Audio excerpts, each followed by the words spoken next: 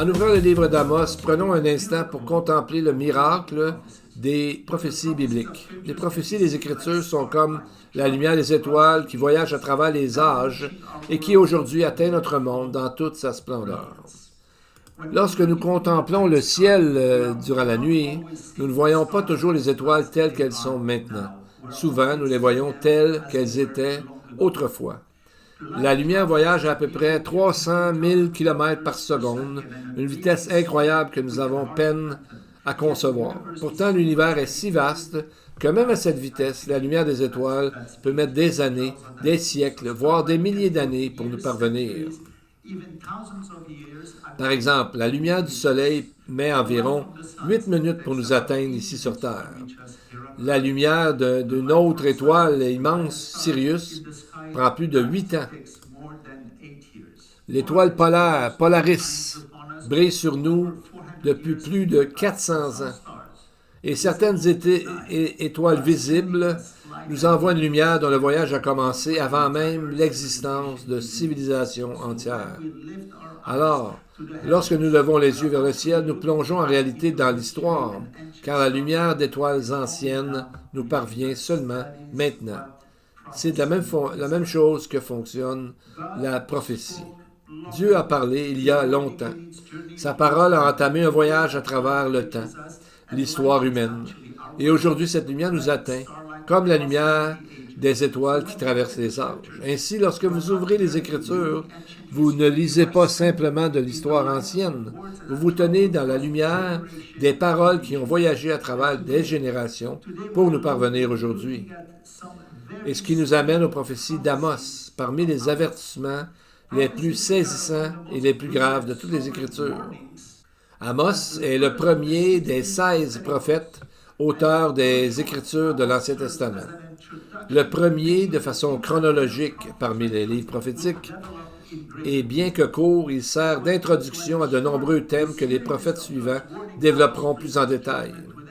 Pour souligner la gravité des avertissements de Dieu, Amos emploie un langage percutant, des images saisissantes qu'on ne voit pas ailleurs. Il présente le jugement avec une intensité rarement égalée. Donc, on voit qu'il avertit à travers des descriptions de rencontrer Dieu, à travers des descriptions très troublantes. On voit qu'il dit « Prépare-toi à la rencontre de ton Dieu ». Le rencontrer peut être positif ou négatif. Et Amos est en train de nous dire qu'on ne veut pas rencontrer Dieu comme juge, parce qu'il est un feu dévorant. Accepter le salut maintenant, pendant qu'il est encore temps.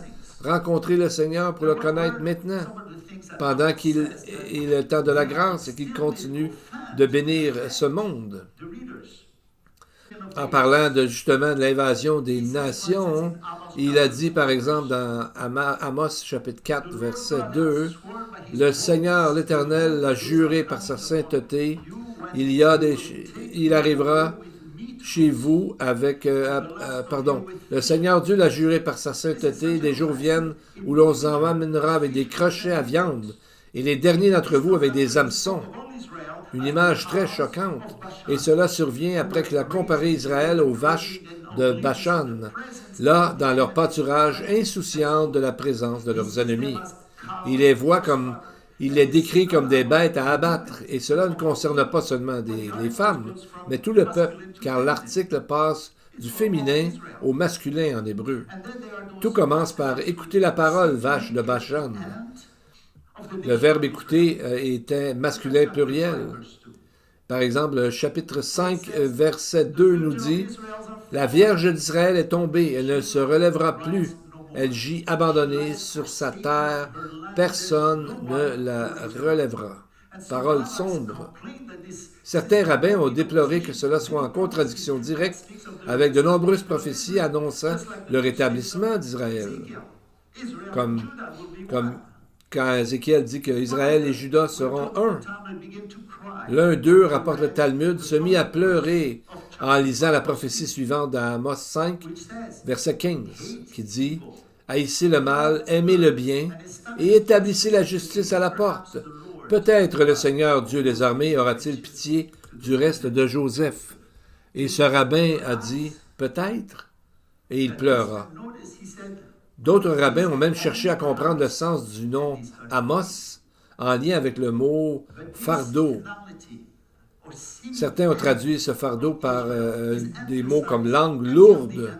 Et cette finalité où la fin apparente d'Israël est soulignée tout le long du livre, comme Amos 8.2 où Dieu dit « La fin est venue pour mon peuple Israël, je ne passerai plus près de lui. » En poursuivant la lecture, on constate que peu de gens survivront. Et c'est ce que certains ont dit, que le nom d'Amos veut dire un fardeau. Donc, c'est des paroles graves. Et en continuant à lire, on voit par exemple, dans Amos, chapitre 3, verset 12, il est dit que très peu de gens survivront. Le texte dit « Ainsi parle le Seigneur. De même que le berger arrache de la gueule du lion 2 pattes ou un morceau d'oreille, ainsi seront arrachés les fils d'Israël qui habitent à Samarie. » 2 pattes et un morceau d'oreille. Et c'est exactement ce que les bergers présentaient aux propriétaires en vue de prouver qu'ils n'avaient pas volé la vache ou le brebis ou quoi que ce soit, mais qu'elle avait été dévorée par une bête sauvage.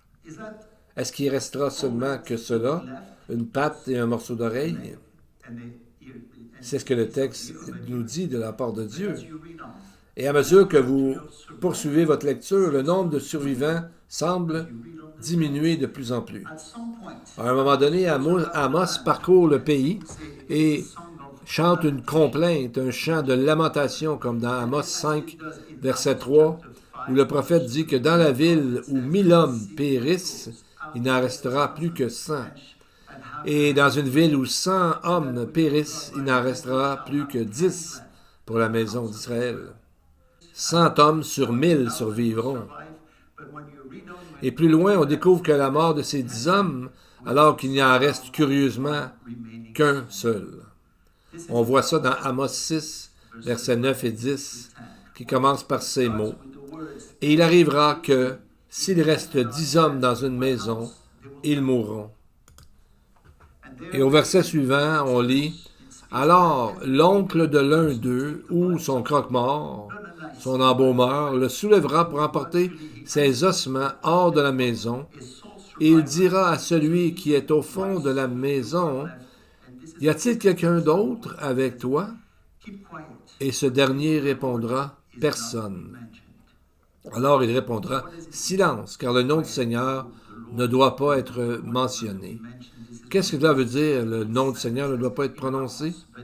Plusieurs commentaires et le Targum ont dit qu'ils, dans l'hébreu, ils ont compris ce que cela voulait dire. Ça voudrait dire silence, car de leur vivant, ils ne priaient pas au nom du Seigneur. Donc, le texte nous dit que ceux-ci sont morts parce qu'ils n'ont pas invoqué le nom du Seigneur ni prié en son nom. Cette traduction est vraiment juste, car malgré la violence des mots, la grâce transcende ces actes. Pourquoi la grâce? Parce qu'il suffit d'un cœur repentant qui implore humblement le Seigneur par la foi pour rétablir la relation avec lui. À bien des égards, le livre d'Amos ressemble aux sacrifices que l'on voit dans le livre du Lévitique, qui peuvent paraître choquants au premier abord, avec un langage sévère, mais c'est dans le but de rencontrer Dieu suite à les demandes qu'il a faites. Il y a aussi une autre vérité, c'est que quiconque lit ces mots, en fait, n'a pas besoin de passer à travers tous ces problèmes. Il n'a qu'à se tourner vers Dieu. C'est ce que nous encourageons à faire aujourd'hui, dès maintenant.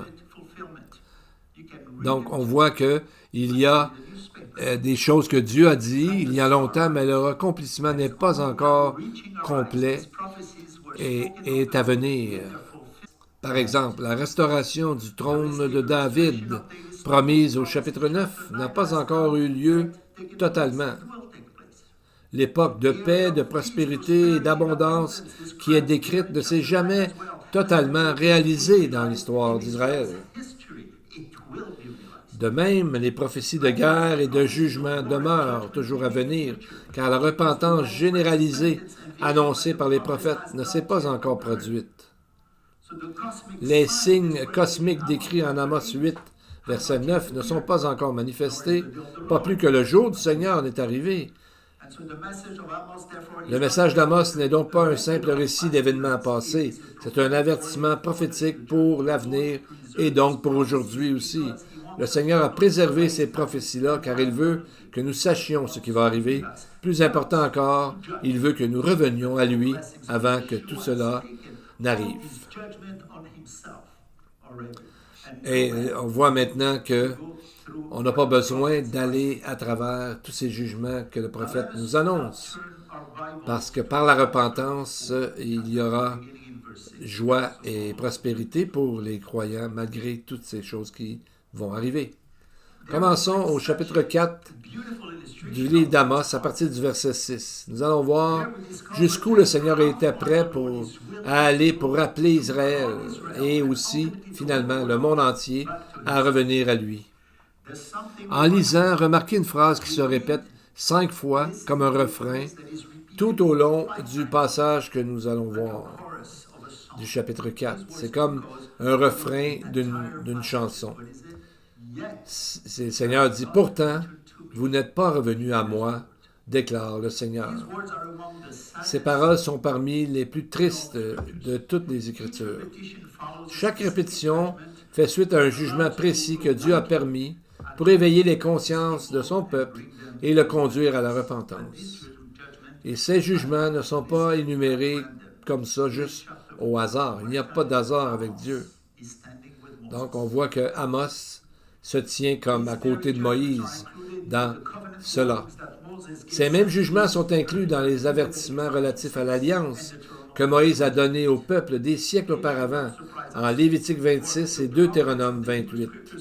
Ça ne devrait pas nous surprendre car les prophètes des Écritures de l'Ancien Testament agissaient souvent comme les procureurs juridiques envers l'alliance de Dieu. Ils rappellent au peuple la loi, dénoncent son manquement à la loi et l'avertirent des conséquences déjà annoncées par Moïse. Amos fait exactement tout cela le long de son livre. Il rappelle la désobéissance d'Israël et évoque les jugements prédits par Moïse.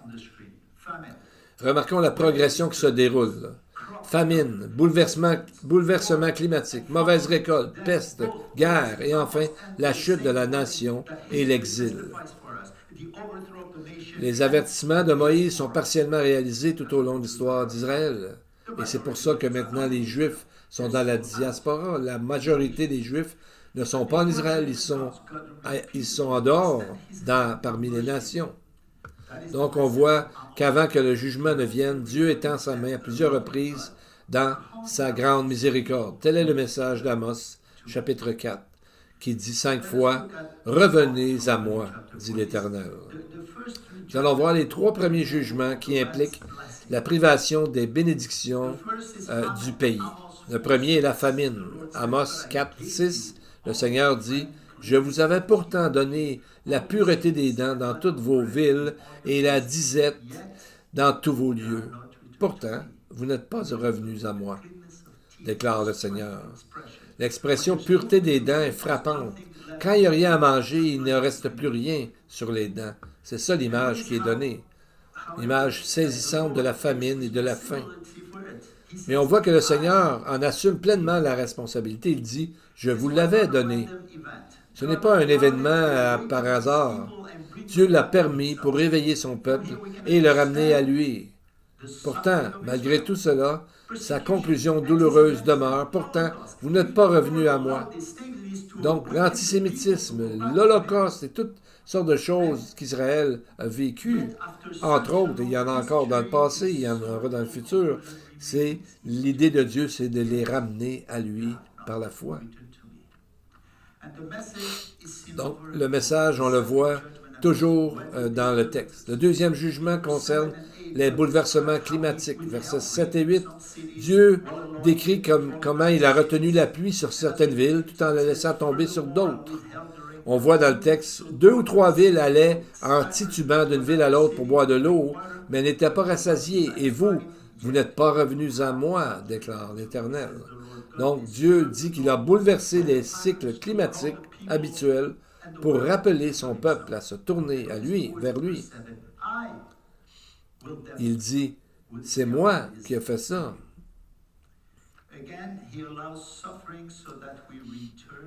Donc, on voit qu'il permet cela afin que les gens retournent à lui. Et on voit que c'est ce qui se passe présentement dans notre monde. On voit tous ces bouleversements climatiques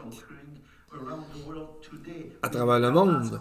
Il est légitime de se demander si ceux-ci aussi ne devraient pas nous inciter à réfléchir à notre relation avec Dieu, avec tout ce qui se passe dans le monde aujourd'hui, dans la nature. Au moins, à tout le moins, ces choses nous rappellent que l'humanité demeure entièrement dépendante de Dieu, en fait. Et le mot titubé qu'on a lu est particulièrement intéressant.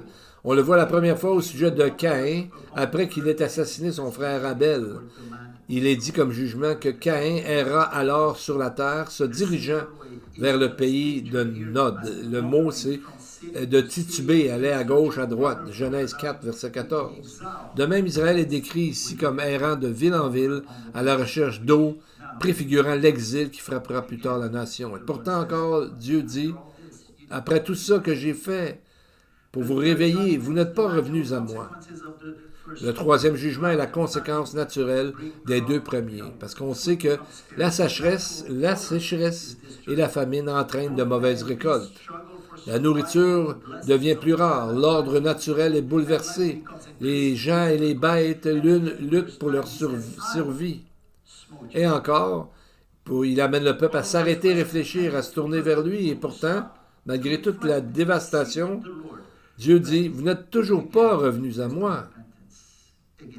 Il n'y a pas de repentance. Alors les châtiments s'intensifient. Le quatrième châtiment parle de peste, de mort et de guerre. La peste, c'est aussi une épidémie. Le Seigneur dit au verset 10, « J'ai envoyé un fléau parmi vous comme en Égypte. J'ai fait périr par l'épée vos jeunes gens et vos chevaux qui ont été capturés. » Les fléaux ne nous sont pas étrangers. Vous savez, ces dernières années, le monde a été témoin de bouleversements très grands causés par la COVID-19. Des nations entières se sont retrouvées incapables d'en contrôler la propagation.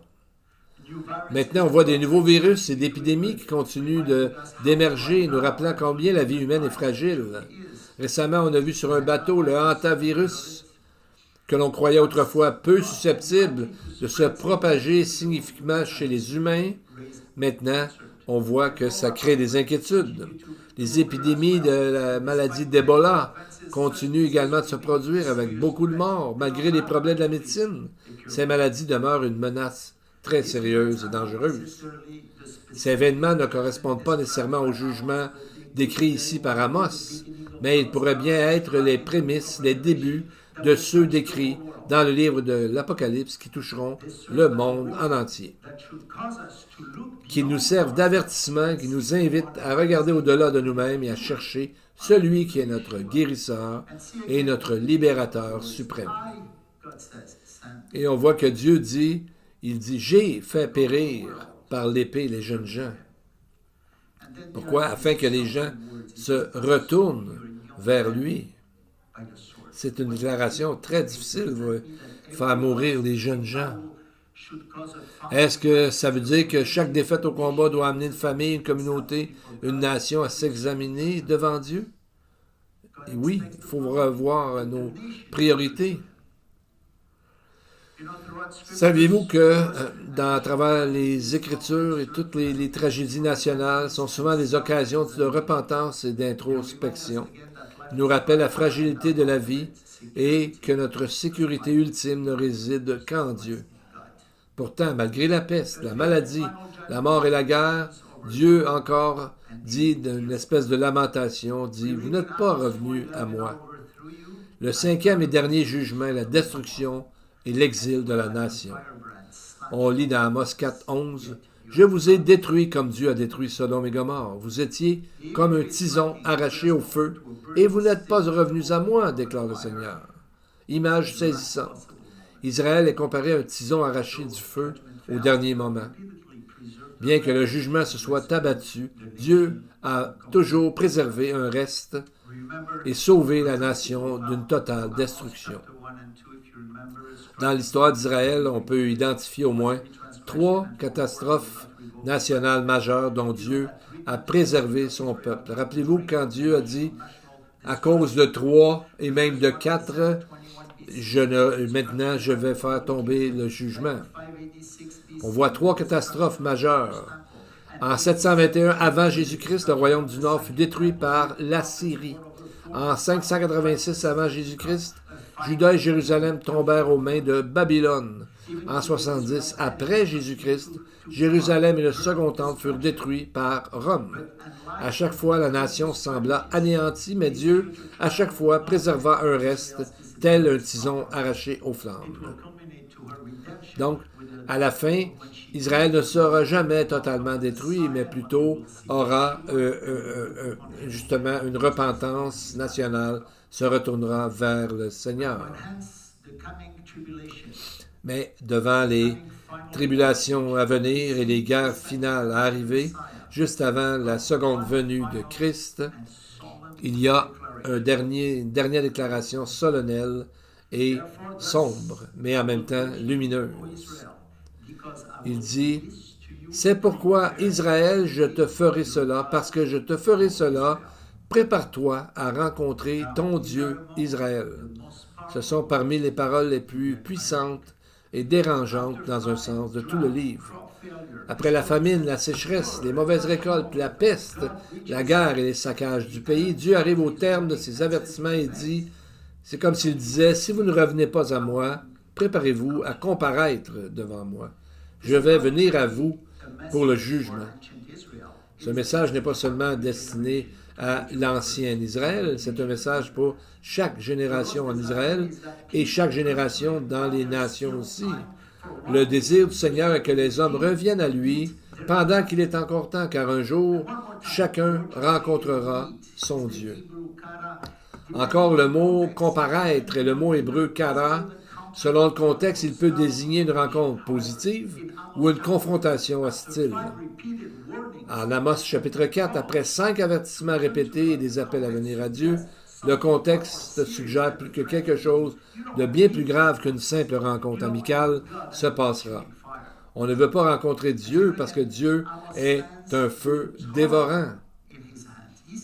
Donc, c'est comme si Dieu se tenait avec le livre de Moïse dans la main en disant, « Vous avez le choix entre la malédiction ou la bénédiction. » Et tout comme on voit au mont Sinaï, dans Exode chapitre 19, verset 11, où on voit que tout le peuple, Dieu leur dit de se préparer en hébreu. C'est le même mot, kara, se préparer, de rencontrer Dieu.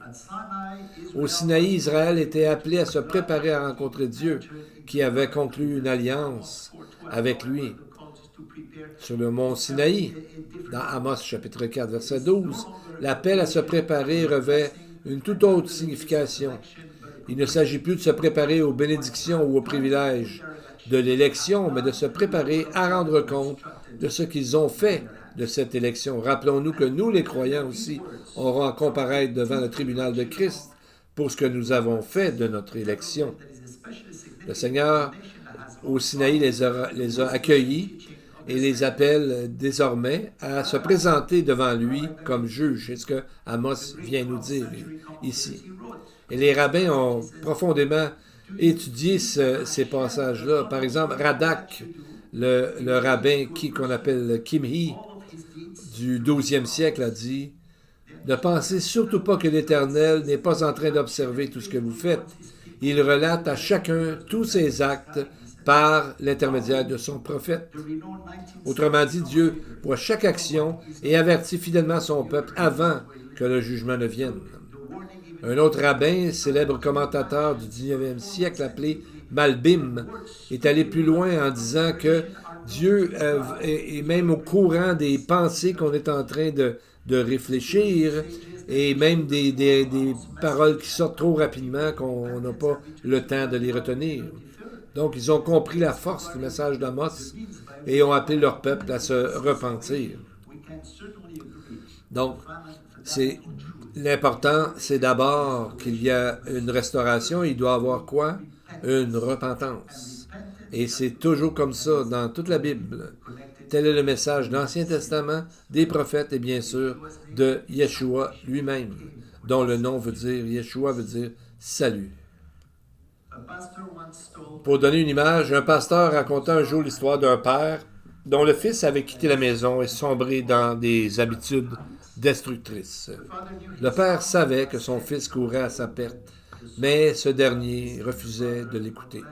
Le père avait écrit des lettres, aucune réponse. Il l'avait appelé, aucune réponse.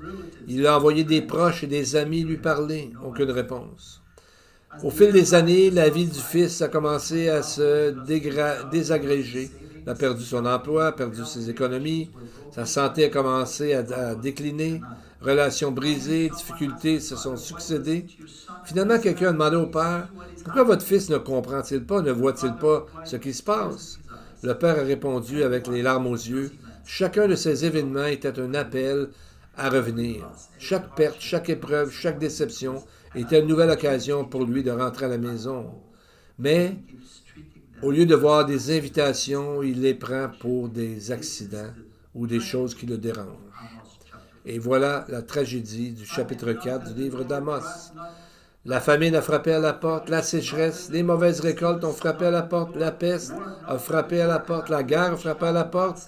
Et après chaque fois, Dieu a dit, « Pourtant, vous n'êtes pas revenus à moi. » Les paroles les plus tristes d'Amos ne sont pas les jugements eux-mêmes. Les paroles les plus tristes sont que Dieu a continué à tendre la main, qui n'ont pas voulu revenir. Mais la belle vérité, c'est que tant que Dieu nous appelle, la porte reste ouverte. Il y a un point de non-retour. Alors, il faut vraiment réfléchir sérieusement à ce fait. Peut-être qu'aujourd'hui, quelles que soient les circonstances, Dieu ne s'exprime pas seulement par des bénédictions. Peut-il, dans votre vie, peut-être est en train de vous parler pour vous dire, non pas je vous ai jugé, mais plutôt revenez à moi. Repentez-vous et revenez à moi. Et dans le texte, quelque chose qui est vraiment merveilleux, qui suit ces avertissements que nous venons de voir. Quelque chose qui semble surgir de nulle part, qui enveloppe le lecteur d'un sentiment de paix et de sécurité. C'est le dernier verset du chapitre 4, et nous allons conclure avec cela. Voici ce que le texte nous dit. Écoutez bien ça, nous allons terminer avec ça comme notre dernière idée ici. Car voici, celui qui forme les montagnes, qui crée l'âme et qui révèle à l'homme ses pensées, celui qui change l'aurore en ténèbres et qui foule les hauteurs de la terre, l'Éternel, le Dieu des armées, tel est son nom. Donc, à ce moment-là, nous sommes tout à coup transportés comme dans une autre réalité, une autre sphère des merveilles de Dieu. Ce même Dieu qui a pris soin d'avertir Israël à maintes reprises, ce même Dieu qui a envoyé des prophètes pour rappeler son peuple à lui, n'est autre que le Créateur même du ciel et de la terre.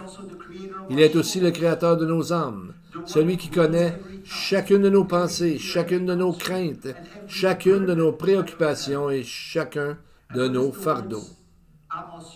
Et c'est comme s'il disait, même si vous n'êtes pas revenu à moi, moi pourtant, je suis toujours avec vous. Donc on voit que si on regarde dans Genèse, c'est celui qui a façonné les cieux et la terre. C'est celui qui a façonné l'homme avec la poussière de la terre. C'est celui aussi, Assa, c'est le Dieu qui a créé l'étendue des cieux et ce qui le remplit. Genèse 1, 6. Troisièmement, il est celui qui a créé, bara, un verbe employé sous cette forme, réservé dans l'Écriture à l'œuvre créatrice de Dieu, par exemple, à partir de rien, ex nihilo, comme on dit. C'est un verbe qui appartient à Dieu.